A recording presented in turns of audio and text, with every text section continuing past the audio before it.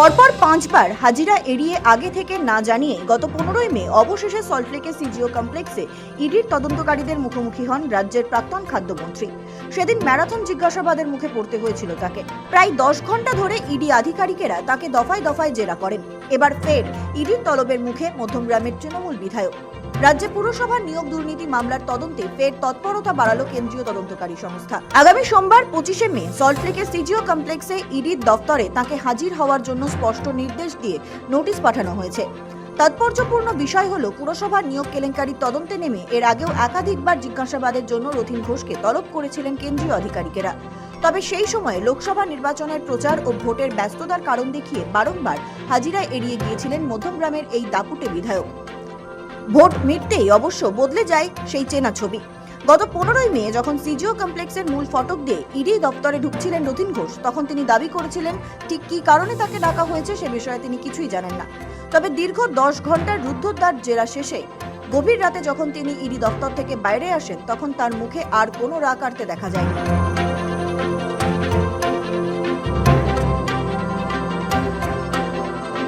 CGO complex থেকে বেরিয়ে সাংবাদিকদের মুখোমুখি হয়ে রথীন ঘোষ সাফ জানিয়ে দেন তিনি কিছুই বলবেন না। যা যা জানতে চাওয়া হয়েছে তিনি সবই দেখিয়েছেন।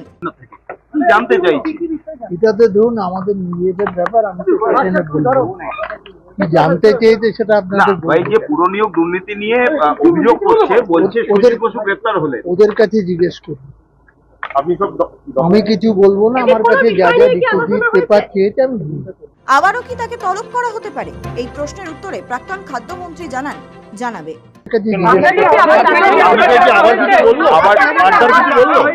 আবার আসতে বলা হয়েছে, বললে জানাবে। সাংবাদিকদের সমস্ত প্রশ্ন এড়িয়েই তিনি চত্বর ছাড়েন। সেই ম্যারাথন জেরার রেশ কাটার আগেই এক সপ্তাহের ব্যবধানে আগামী সোমবার ফের তাকে পুরো নিয়োগ মামলাতেই জিজ্ঞাসাবাদের জন্য ডেকে পাঠালো ইডি। সূত্র বলছে, পুরো নিয়োগ দুর্নীতি মামলার জল ইতিমধ্যে বহুদূর গড়িয়েছে। গত 11ই মে সোমবার ইডি দফতরে দীর্ঘ জিজ্ঞাসাবাদের পর গ্রেফতার করা হয়েছে সুজিতকে। কেন্দ্রীয় এজেন্সির দাবি, পুরসভাগুলিতে বেআইনিভাবে কর্মী নিয়োগের এই চক্রে দক্ষিণ দমদম পুরসভায় নিয়ম বহির্ভূতভাবে চাকরি প্রাপকদের নাম সুপারিশ করার ক্ষেত্রে সরাসরি যোগ মিলেছে। ইডি সূত্রে আরও জানা গেছে, তাদের হাতে এমন একটি তালিকা এসেছে যেখানে কম বেশি 150 জন চাকরি প্রার্থীর নাম রয়েছে, যাদের অনৈতিকভাবে চাকরি পাইয়ে দেওয়া হয়েছিল। তদন্তকারীদের অনুমান, এই বিপুল পরিমাণ নিয়োগ দুর্নীতির মাধ্যমে উপার্জিত কালো টাকা বিভিন্ন প্রভাবশালী ব্যক্তিত্বের ব্যাংক অ্যাকাউন্টে জমা পড়েছে। এই আর্থিক লেনদেনের উৎস ও গতি প্রকৃতি সন্ধান করতেই বর্তমানে একাধিক সন্দেহভাজন ব্যাংক অ্যাকাউন্ট খতিয়ে দেখছেন ইডি আধিকারিকেরা।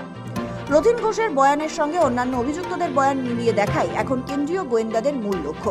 আগামী সোমবার প্রাক্তন খাদ্যমন্ত্রী সিজিও হাজিরাকে কেন্দ্র করে তাই ফের সরগরম হতে চলেছে নিঃসন্দেহে। সৌভিক সান্যালের রিপোর্ট, সময় কলকাতা।